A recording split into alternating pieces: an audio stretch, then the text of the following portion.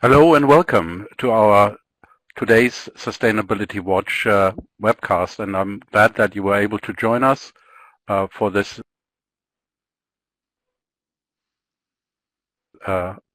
call in a situation that is, of course, very dire for all of us. And before we get started, I would like to point out that the conference board has provided a number of short reports that will help as a guidance and input in the considerations that you have to take under these difficult circumstances. They were issued based on the experience that we already had in Asia, and therefore I think it's still timely to have them. And but today we would like to focus on the subject that we had planned for, and this is the sustainable innovation. Before we do that, let me introduce our guests today. First of all, we were very pleased to have Virginie Helias with us. She's the Chief Sustainability Officer from Procter & Gamble Company. She has 30 years of experience in Procter & Gamble in brand management and innovation. She has been dealing with large brands like Pantene, Ariel and Tide and Pampers.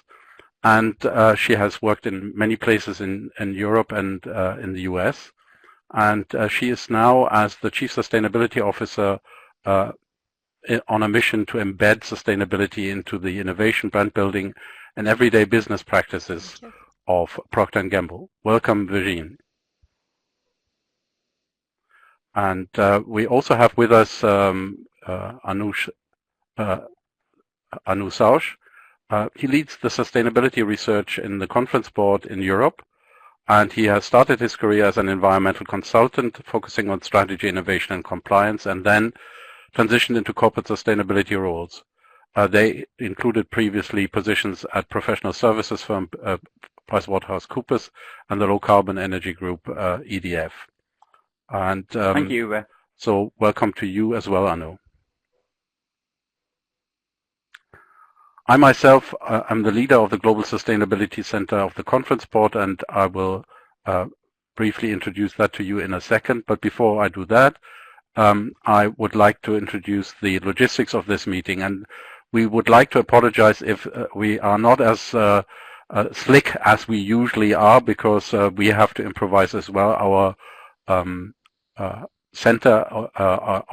our studio for the webcast had to be closed due to the regulations in Belgium now, and we are improvising, and our technical support manager, Derek, is working in the background, and I'm very glad that he has managed to set it up the way it is. So you can ask questions at any point in time of this conversation. On the bottom left-hand corner of your screen, you find a text box. Just type the question and we will respond to it during the flow of the meeting. You can download the presentation. You see the download files here next to that text box. And if during any slide you would like to see a bigger picture of the slide, on the top there you see 4 arrows. And if you click on them, then you will see a full screen picture of the slide. And by clicking on it again, you can come back to this view. You will be able to share this webcast later on with your colleagues, because we will be making it available as a download streaming file. At the end of the meeting, you will get the ability to give us feedback, and I would strongly encourage to do that, because we want, of course, always to improve our service to you. You can earn professional credits with this webcast, and for that you have to provide your email address and specify which one you would like. And then during the meeting, 3 times a pop-up will appear, and you have to click on it and stay online for the whole time. Of course, this capability is only for the live webcast and can't be done at the streaming webcast. Okay. So much for the logistics, and we're looking forward to interacting with you throughout the meeting. And this webcast is brought to you, as all the webcasts we do every month, in the Sustainability Watch series by the Sustainability Center. We're thriving to give you, as companies, a long-term value and positive impact through sustainability integration. We're guided by the United Nations Sustainable Development Goals and the Responsible Business Practices Frameworks and Standards. We endeavor to be fact-based and independent, and give you trusted insights. So much for that.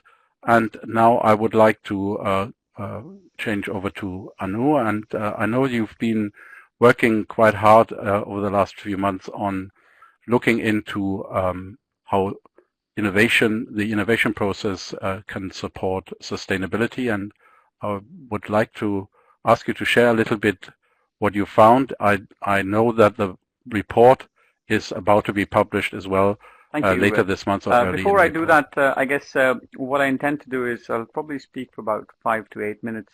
And the idea is I'll try to build a picture of where we are and how innovation fits in and what role sustainability plays in all of this. I think so the first thing to consider and have an appreciation of, all of us are quite busy, and of course when you look at these challenging times, but even if imagine a scenario of these challenging times not being there, you look at the various mega forces which are influencing the world we live in. The overall growth projections are slowing down. We are living in an environment where we are seeing a rise of populism, anti-globalization. Technology is coming in a big way, disrupting certain industries, at the same time providing a lot of opportunities. Of course, there's social and environmental stress. And of course, some people also term this as the golden age of activism. When we consider all of these things happening, it's safe to say, very safe to say, that companies need to look at new ways to grow and create value, not just for themselves or their shareholders, but for their stakeholders. And of course, when you start looking at all of these things, you look at sustainability traditionally.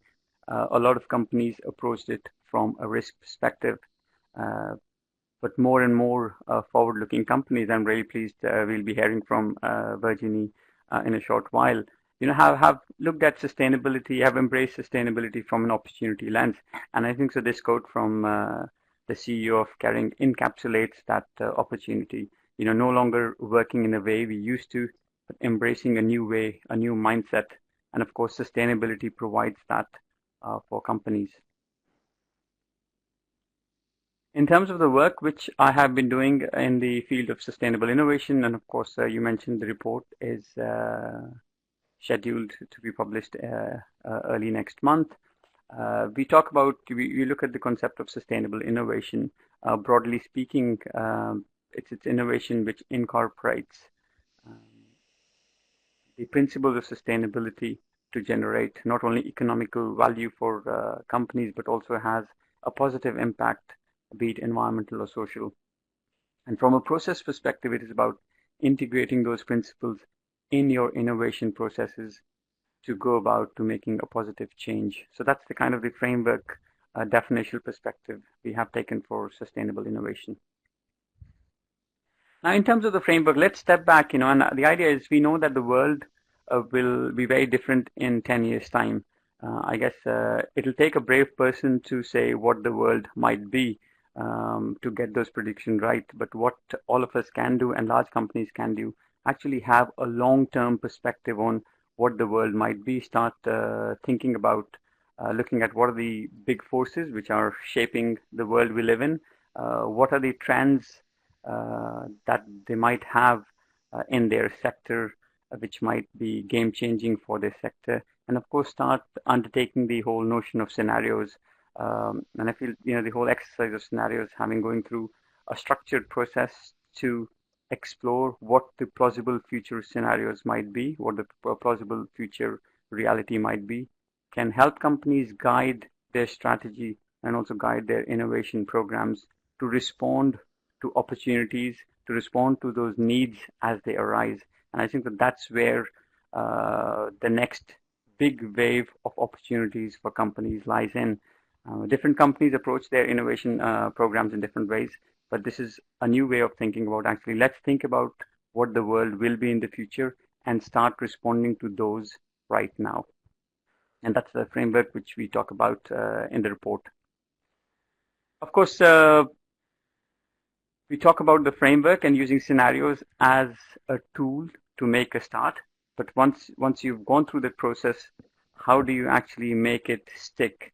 And we picked out 3 factors which are key to making this happen. Number 1, you have to ask, why are you pursuing this? So having a clarity on the why, the purpose, and actually weaving it into the culture of the company. So that's number 1, because that gives you the moral sense of direction of travel. Once you've got the clarity on the direction of travel, you then need to see actually how do you make it easy for people to making it embrace this on a day in, day out basis. And I think so you mentioned when you were introducing Virginie, how do you integrate, embed sustainability? So you've got the vision by having a clear purpose, then you ensure that it's embedded in the processes day to day. And of course, we know that the challenges we face today, some companies might be able to, some brave companies do that, try to attempt to do the things by themselves.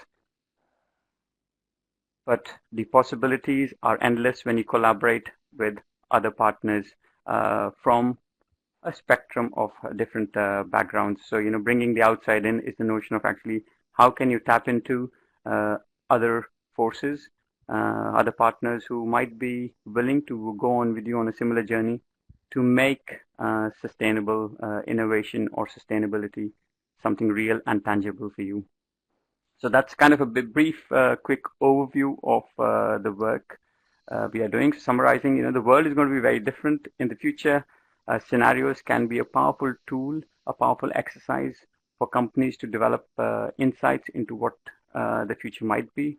And of course, then use that as a framework to guide their sustainable innovation, and having clarity on the whys, making sure the processes are integrated, and then of course working with, not just alone, but with a range of partners to making it happen.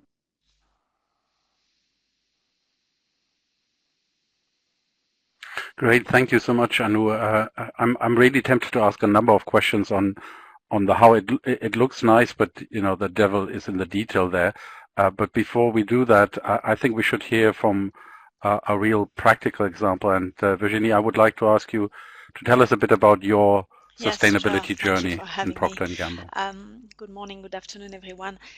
So you probably don't know that, but P&G was actually founded on the principle of the circular economy, because our first products were soaps and candles, and they were created using pigs' oils and fats, which were byproducts from the meat packing industry in Cincinnati.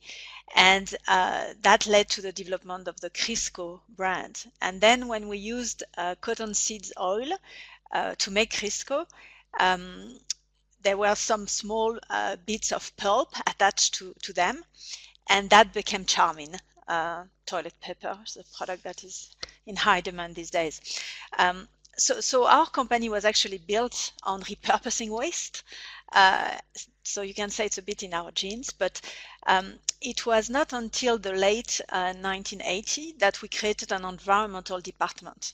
And for many years, it was a subset of R&D, and it was very much about environmental safety and compliance. So now fast forward to the mid 2000, and I'm now going to switch to my personal story because it helps explain the shift.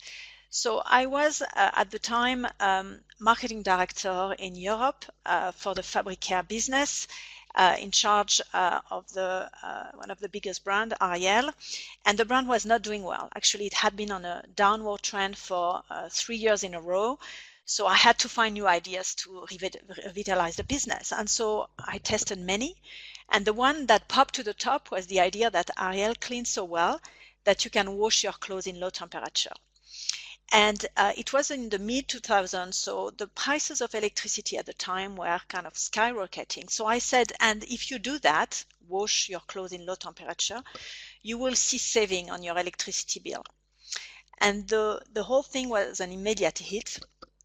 And 1 year later, we said, and if we all turn to 30, if we all wash in low temperature, we will save enough electricity to light up 1,000 villages. I mean, that was the French the campaign. Then in Italy, we said 1,000 squares.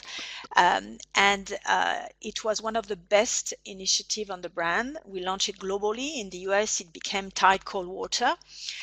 But it was not until a year later when Al Gore launched its movie, The Inconvenient Truth, which really started mainstreaming the concept of global warming. I had never heard about it. I was very touched by the movie. I took my whole team to watch it. And I learned at this same time that the concept of the life cycle analysis, which I didn't know before. And the fact that for a detergent, 80% of the impact, 80% of the carbon footprint is related to the temperature of the washing machine. So this is where it hit me. I mean, I said, well, wait a minute, what just happened? I mean, I was able to grow my business in one of the most significant ways. And at the same time, I was able to reduce the footprint of my brand in one of the most significant ways. And so it was like a virtuous circle, the performance of the product enabling the low temperature, and the low temperature kind of revealing the performance of the product as in a torture test, and the whole thing leading to business growth. And this is where I started to fall in love with sustainability, way before it was popular. And I decided to pitch our CEO at the time for a new job. It was a new job because what I wanted to do was to bridge between the science and the business. So as I said, we had an environmental group with scientists and toxicologists, biologists. They were great at mastering the science of sustainability, but they had very loose connection with the business. And coming from the business, 23 years of it, doing brand building and innovation, I could make that connection. And so I basically told the CEO, this is the job description, and this is the job that I want. And he said, okay. And so I started from scratch with very little expectation. Nobody really understood what I was supposed to do. And but my mission was very clear: embed sustainability into our innovation, our brand building, our business practices, and our culture. And I've been at it for 9 years with some success. So that is really, how I started with very much a mindset of it is an opportunity. It's not about risk. It's about new ways to grow, as you were saying. And so 2 years ago, we launched Ambition 2030, which is also now our business agenda. And it is about, it's a roadmap on how to enable and inspire positive impacts across our supply chain, our brands, our partnerships, and our employees. And now every business, so it's really built in, it's not bolted on. Every businesses have now to explain in their yearly budget reviews how they are embedding sustainability into their innovation, into their brand building, how it is at the heart of their strategy and activation. And so yeah, so that's basically how I came to where I am today. And I was named Chief Sustainability Officer last January, which is the first Chief Sustainability Officer position. And it's really a statement on how central sustainability has become to the overall agenda of the company.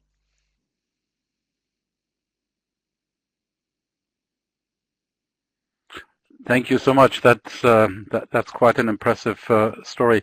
Can you shed a little bit more light on the process these different categories are following now to identify where their so it's very interesting because I was reflecting on what Hanu said in terms of first you need to go through your why and then to embed into the processes.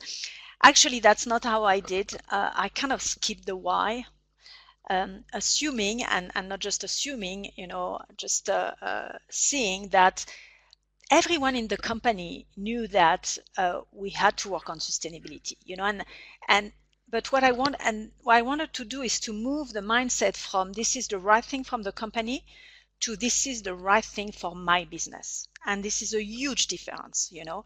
Of course, we need to work on sustainability. A few people are doing that. The CEO is engaged. But in order to drive the personal accountability, I mean, there is a huge gap, you know.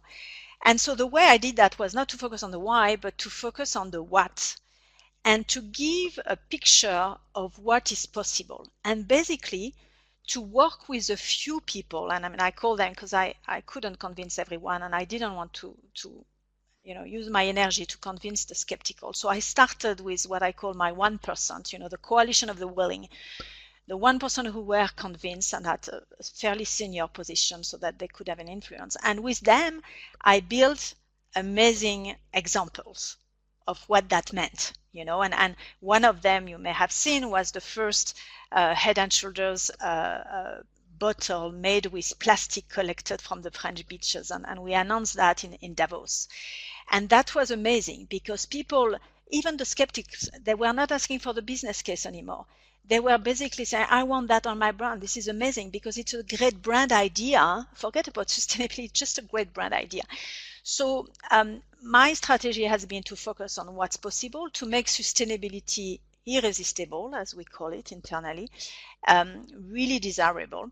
And then, only then, to work on the processes.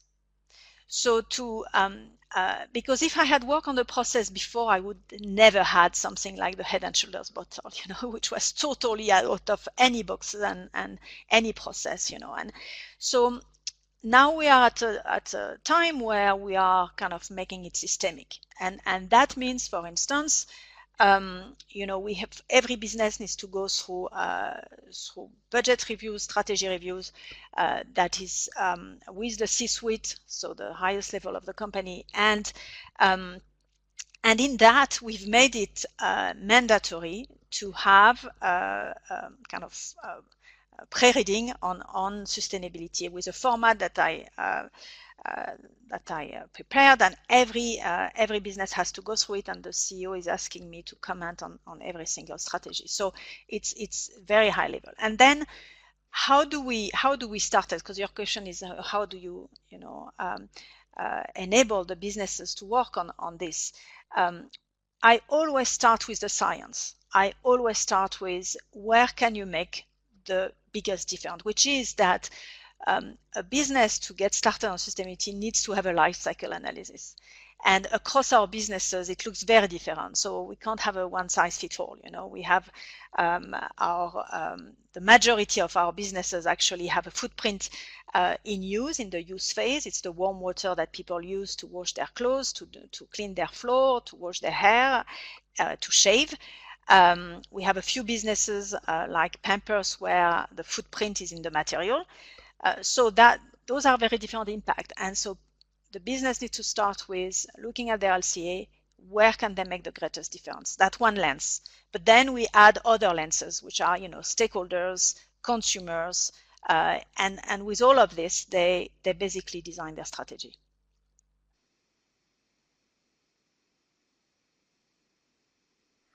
That's quite impressive, Virginie. Let me just ask another question. The elements you mentioned so far were very much around environment and carbon footprint. But of course, when we look at the United Nations Sustainable Development Goals, a number of the things that we have to thrive for are social targets, like no poverty and so on and so forth. So how do you include that in that process? So it is included as part of our company's Citizenship Agenda. So the umbrella agenda is called Citizenship, and within that, we have environmental sustainability that I lead. We have another pillar, which is gender D&I and gender equality, which is led by another president. And then we have what we call community impact, where we have programs like Children Safe Drinking Water, you know, giving billion liters of water to the people in need.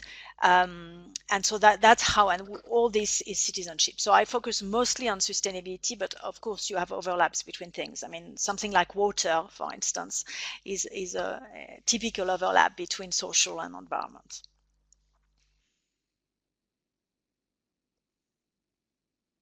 Okay, thank you. Anu, when you listen to Virginie, what resonates most with you, what you've seen in other companies as well? That's an interesting question. Thank you. I think there's two things which often, the thing which is the most common is you always start out small. And I think when I'm saying this, I'm not talking about your goal or your vision or ambition. I'm talking about the coalition of the willing and showing them the art of the possible. And I think so. A lot of companies have done a prototype, or they have said, okay, let's showcase what's possible. I think and what that's one of the principles which is really a common thread, you can say, which actually you demonstrate people by actually showing them the reality of what transformation is possible. Because often, traditionally, a lot of individuals, and I think so, Virginie also mentioned, I mentioned it, it's often sustainability is seen as either or. If we pursue sustainability, we will lose something, whereas by being able to show them what's possible, you take them on a journey of saying, actually, we've not lost something, but we've been able to create, we've been able to do something different, something better, something more. And I think that's something which is a principle to be remembered and embraced. I mean, we have seen that sustainability is an amazing driver for innovation. I mean, I'll just give you I have thousands of examples, but one that is fairly recent. You know, when there was a drought in Cape Town, when they faced the possibility of day zero, like there is no more water at the tap.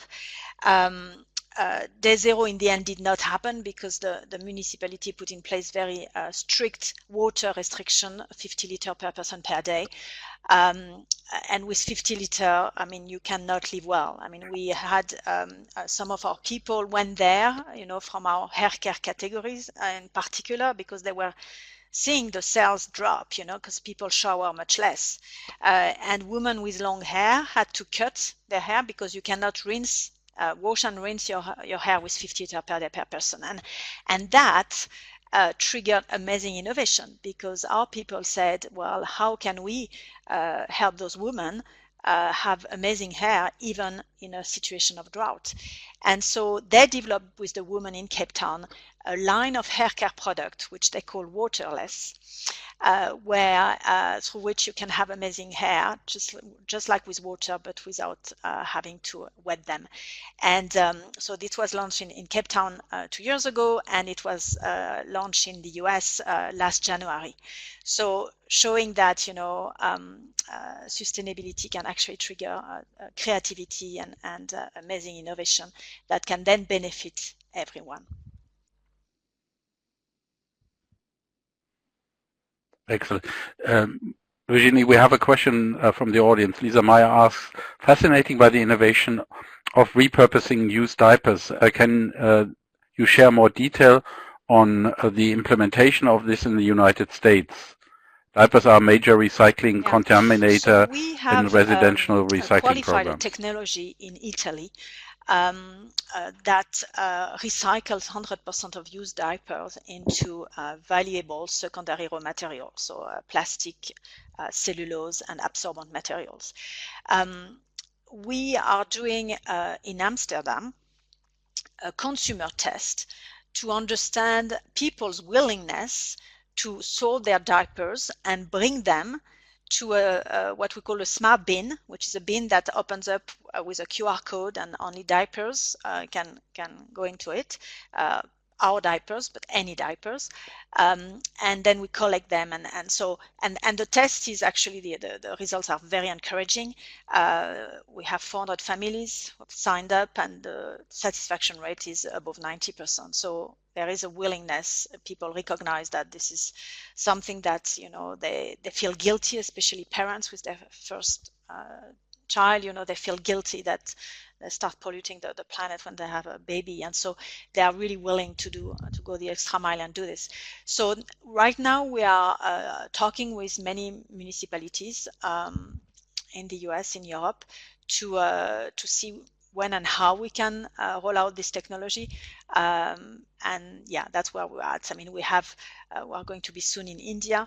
and many cities are lining up to have the technology because, as you say, it is a great need. And the more the recycling rate is increasing, the more the rest that is not recycled is visible. So, and diapers is part of this rest. So there is a very big need to recycle.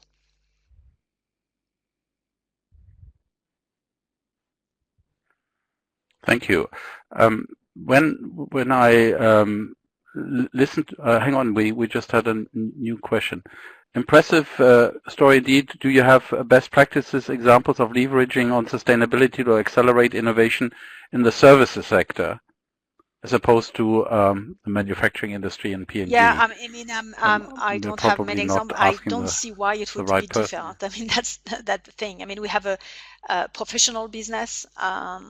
We have a Tide dry cleaning business, so that's service industry, and the drivers are the same. I mean, when you are constrained with energy, water, and waste, you have to find new ideas, and usually those ideas are actually better and more delightful because you save resources. Like in my Ariel example, you save money. You can save time. Actually, I'm going to give you a great example, which is very recent and very topical for what we are living right now. It's Cascade. It's our auto dish product in the US.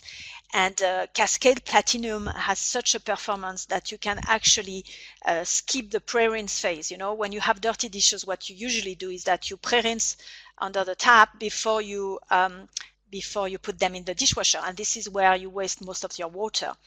We have data showing that as of 8 dishes, actually you can save a lot of water running your dishwasher versus doing it hand washing. And as people stay home, you may have realized that already. I certainly have. You have much more dishes to wash. So you can actually, the more dishes you have and the more you use your dishwasher, you can actually save water by doing that.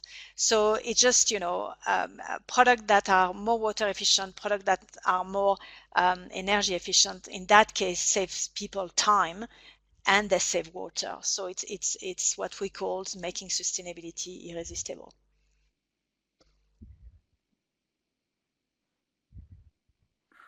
Great, thank you. Anu, would you want to answer the question on services I think industry? the principles behind it are something companies can use to channelize or catalyze their innovation processes. There are few examples which come to mind straight away, and that's the journey of if you look at HP, how they have transformed them, their printer services, ink. So they've transformed from selling you ink cartridges to a service model, and then that's driving innovation for them. Philips or Signify, with their again moving from making a transition to servitization, so they're not selling you lights but services. So I think companies, when you start looking at service sector companies, you need to start looking at asking yourself, what is the need you are fulfilling? What's the functionality you are trying to respond to or you're trying to address, and then using that as a lever to respond or innovate, keeping the sustainability drivers.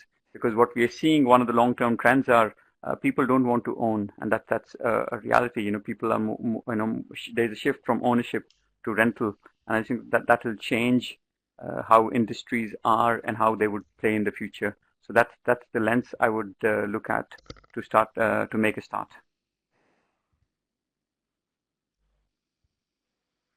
Thank you.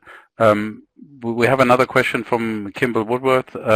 Once you have sold your innovation teams that embedding sustainability is a win-win situation, what are some of the methodologies or processes that are implemented beyond doing LCA, if any? So we have, as you can imagine, internal processes for innovation, looking at every stage of development of the project, from ideation and to implementation. And actually, it's pretty simple. I mean, what I put in place, which is simply at each stage asking the sustainability question. I mean, just the fact that it's being asked, and that business leaders actually, as they review the project, ask the question, so is it better or worse or neutral from a sustainability standpoint. And what we did at the beginning, we had this very simple color coding. So on material, on energy, on water, and we were just simply saying, is it better, same, or worse?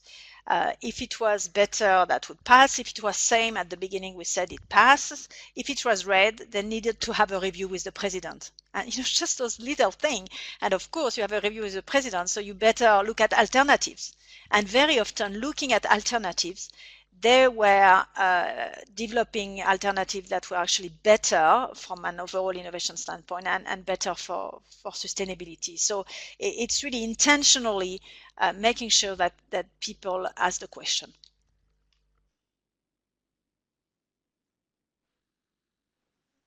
Great, thank you. Anu, when you spoke about your process thinking, one of the things that struck me was to say you have to think about the future, what the future is going to bring, rather than extrapolating from where you are now.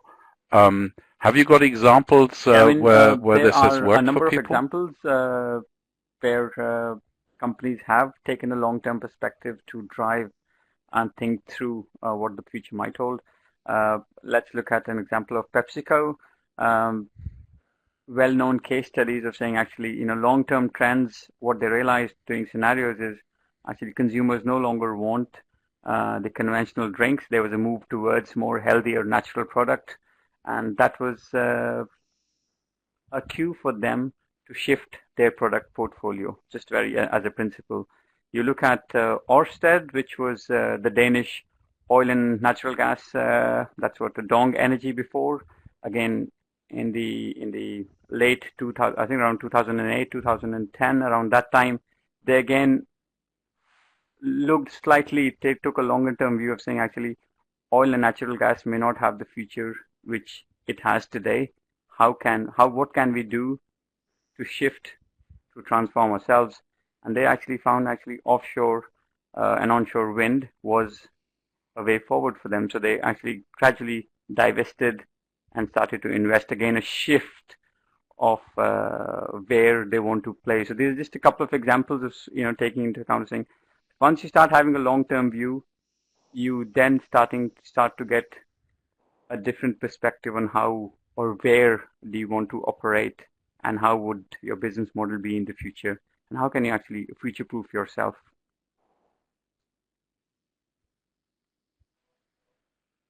Yeah. Now, Virginie, we've seen in the past that especially CFOs were always really worried about engaging with sustainability. Oh, our margin is going to suffer. We can't charge as much, and the product is going to be more expensive, or the service is going to be more expensive. But we also see now that more and more investors are looking at what they call ESG criteria, so environmental, social, and governance criteria, to decide what they want to do. And we see major CEOs like Larry Fink from BlackRock saying, you have to be really clear why you are actually in business. How does that play out in P&G? Very supportive all along, because the way we've been positioning and driving sustainability is as a driver for growth and innovation. So why wouldn't he? And so it's been, I've created like 3 years ago a sustainability advisory board for the C-suite with external advisors, meeting the C-suite twice a year for a full day. So it has been a very powerful tool internally to get my leadership on board, and is part of it. Very engaged, one of the most engaged and most supportive. So he's in. Now, in terms of the investor world, I mean, it's a bit mixed. Yes, indeed, you have Larry Fink and others saying that the purpose of business now needs to be beyond profits, and I think almost everybody agrees. But there are still, with investors, you have the governance people who are saying this, and then you have the portfolio managers who are still looking at the short-term returns, and so it's not. I mean, if it was like the mainstream, we would not even have this webinar. You know, there is still a tension between short-term and long-term. Yes, you have more and more voices, you know, talking about it. It has to be about the long-term and purpose, but it's not yet the majority. So you have to manage this tension, and that's what we are doing. I mean, you know, sustainability has three legs. It's social, environmental, and economical. And if it's not financially viable, it's not sustainable. So we have always, it's a matter of balance. And that's what we are doing.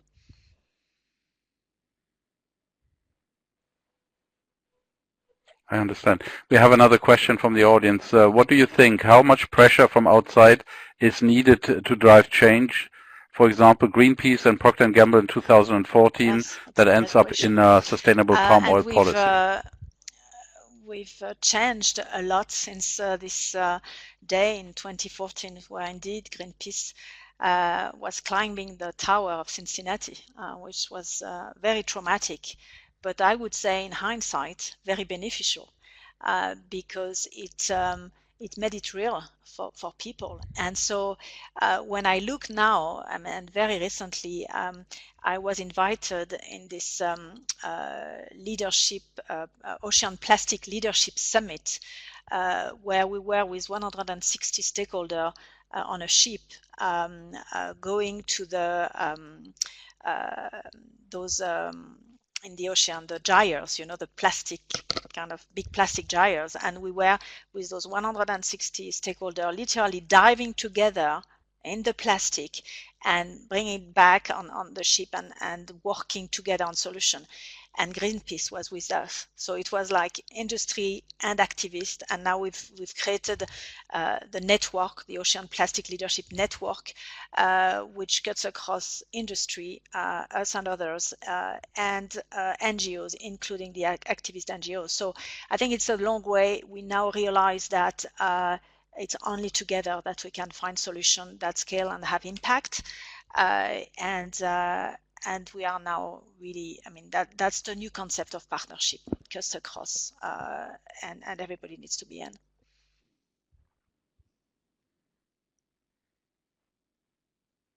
Okay. Thank you for that. I guess in the beginning I said we're not going to focus on COVID-19 because everybody's talking about it all the time now. But on the other hand, just for both of you, a question on thought. There are two possibilities. You know, this will eventually end, and then we will look back and we will engage again, and we have to get a lot of the economy elements that have suffered up going again. What do you think? Is this more of an opportunity to engage more sustainably, or will there be a challenge because we need short-term revival of economy?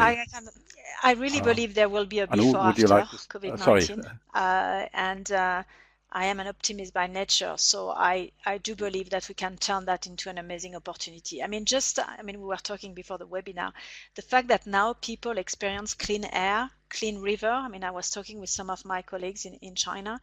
They said they've never seen that. You know, you cannot just then go on like it was before, and also people living more in their home, and you know, I have friends telling me, well, now I have time, I'm going to start recycling in earnest, you know. And it just, you know, going back to the essential, being grateful for nature. I mean, there are so many good things that could come out of it. We'll definitely leverage that.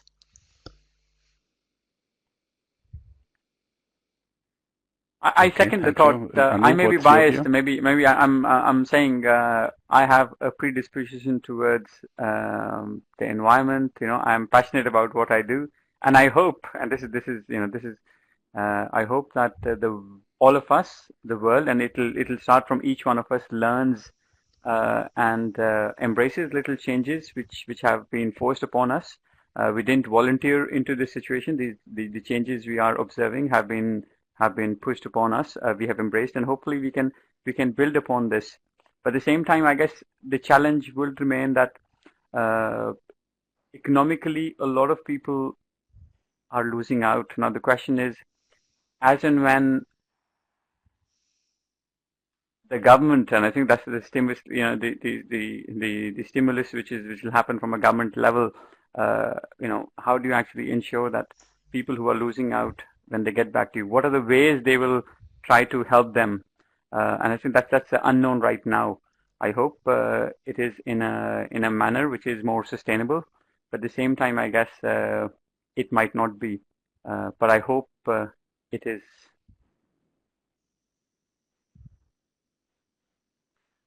Okay, I think having hopeful thoughts is the right thing, and to be inclusive in this and thoughtful about those who suffer most at the moment.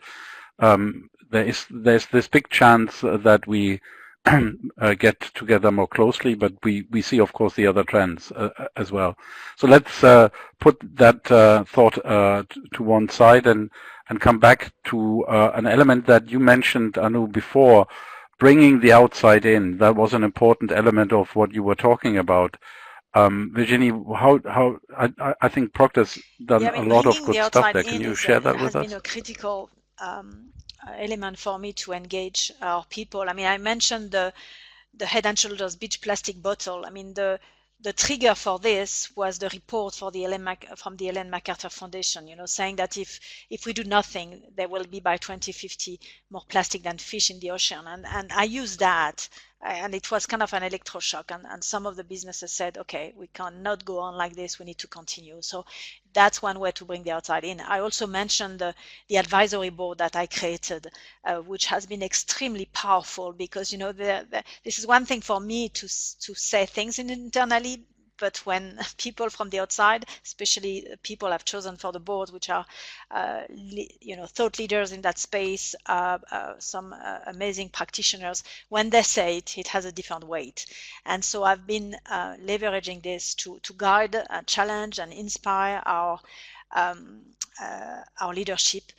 And so it's all about bringing the outside in, and we have a culture that is traditionally a bit insular, and so it has been also one way to change the culture, but to say, look, you need to, I mean, first, you cannot operate just within your four walls, and this is why you've seen recently, I mean, we are one of the founding members of the Alliance to End Plastic Waste, and our CEO is the chairman of the plastic waste. We are learning how to collaborate, which is also not something that was in our genes. I mean, we knew how to compete, but collaborating is also something we have to learn.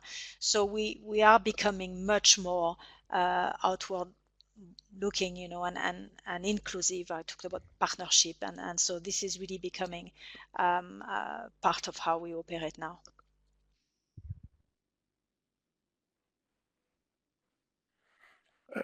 I have a very concrete question based on what you've just said here from Kimball. He says, Virginie, who does the advisory board meet within Procter & Gamble? Yeah, the executive committee or the board of advisors? How does it work? And so they come from academia. We have the CEO of the World Business Council for Sustainable Development, some of our suppliers, and NGOs from WWF, Nature Conservancy. And so they meet with the C-suite. So the CEO, the CFO, the chief marketing officer, I mean, and they're all there, and I facilitated the meeting, and they were instrumental in helping us develop our Ambition 2030. So that was a critical role that they played, and that was the reason initially that I created this board, and now they help us through implementation, and they guide us through, what's the next big things and how can we lead in that space. And for the first time, we had our first Ambition 2030 Leadership Award ceremony last year, and I took the opportunity to have them, our advisors, interact with employees overall, as we were doing this ceremony, and that was very powerful. When people see that we are really talking with people who've done it before, who are recognized for their mastery in this field, it had a very strong impact internally.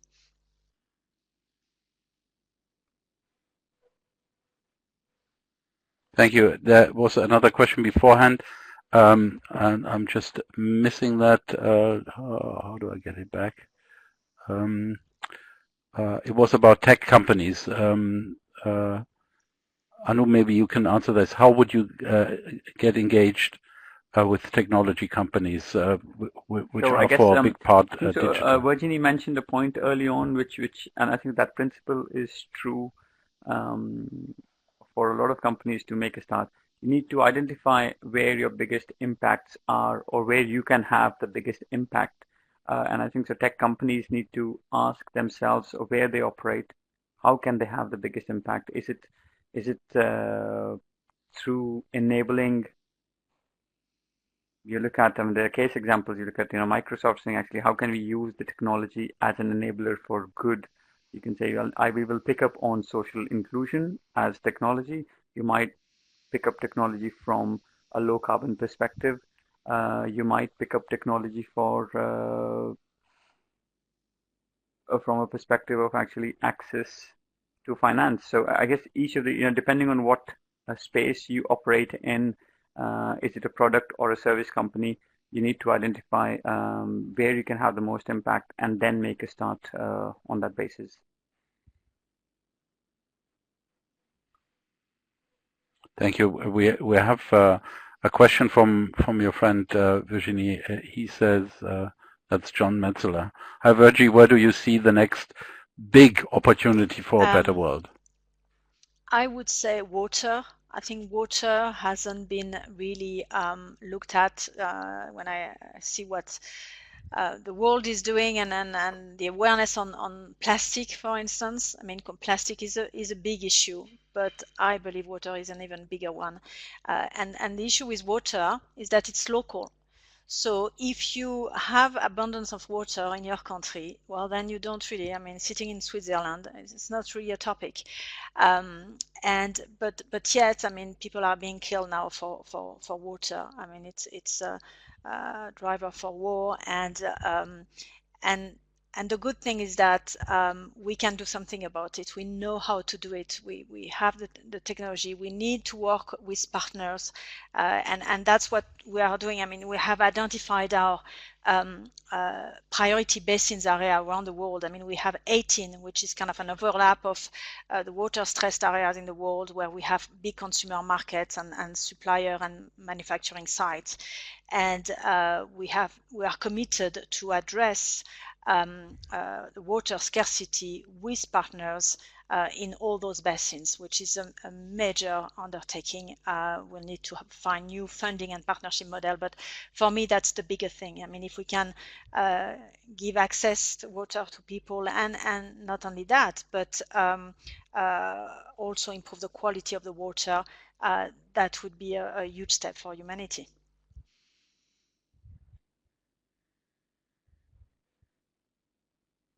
Yes, thank you. I think you're putting something into the limelight, which some people haven't really looked at so much. Thank you for that. I have another question from Kimball. Thanks for that first answer.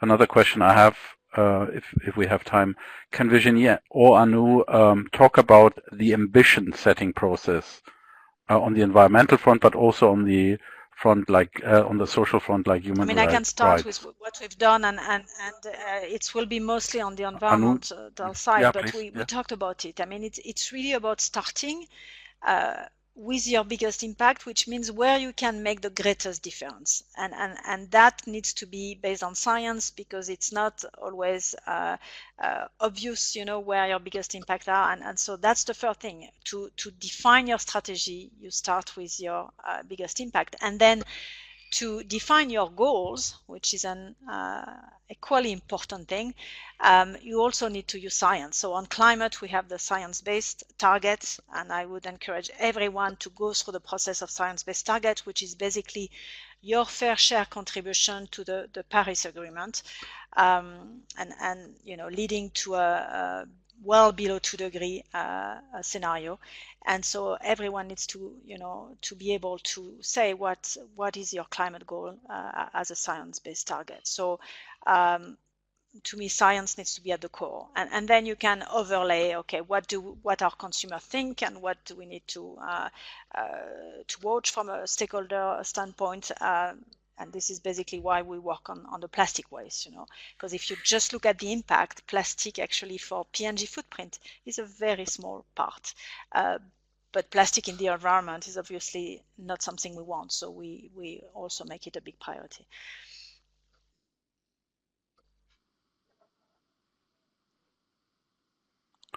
Can I just add a little question to the science-based targets?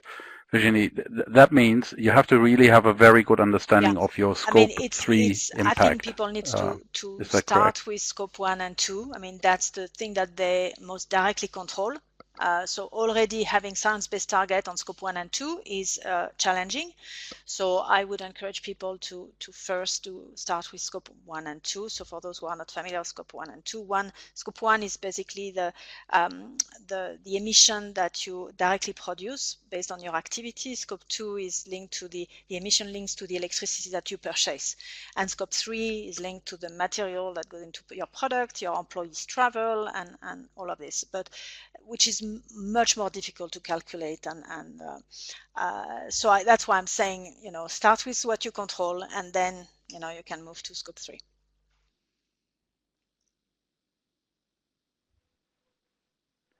Thank you.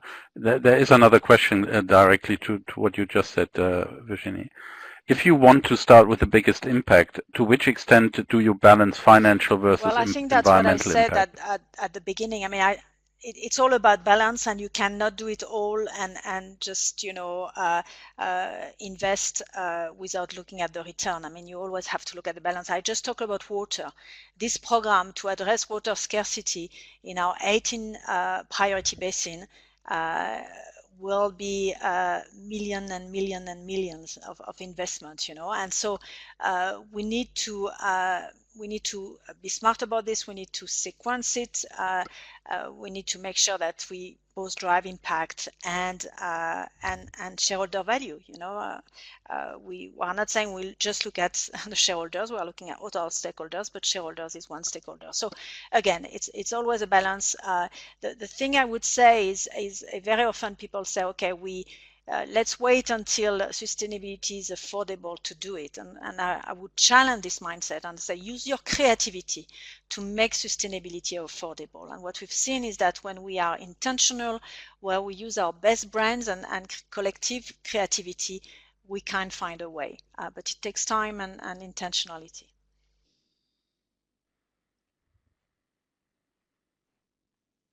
Thank you so much. We haven't got a lot of time left, and I think we answered the questions our audience has sent us, and I'm very pleased that under these very difficult circumstances, so many people were attending the meeting. I would like to give each of you just a final word. What would be your first priority recommendation to a company who wants to improve their sustainable innovation? Well, I would say, Virginie, do you want to start? Things, but I would say don't wait until you have it all figured out. This is a journey. Be brave, not perfect. It is about courageous leadership. But be authentic, because the tolerance level for greenwashing or woke washing, whatever you call it, is now very low. But build your case by doing it, instead of waiting that the case is totally done before doing it. I mean, that's really the mindset you should have. And what we've seen is that when people start doing it, I mentioned the Head and Shoulders beach plastic bottle. There are so many ancillary positive benefits that come from it. And so take the first step and you'll see the benefits coming.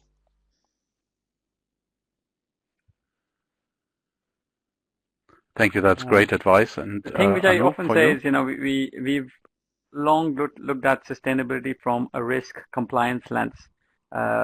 Let's make a start on looking at what the world of future will be and what role the sustainability lens can play in tapping into the opportunities as we transition into that world.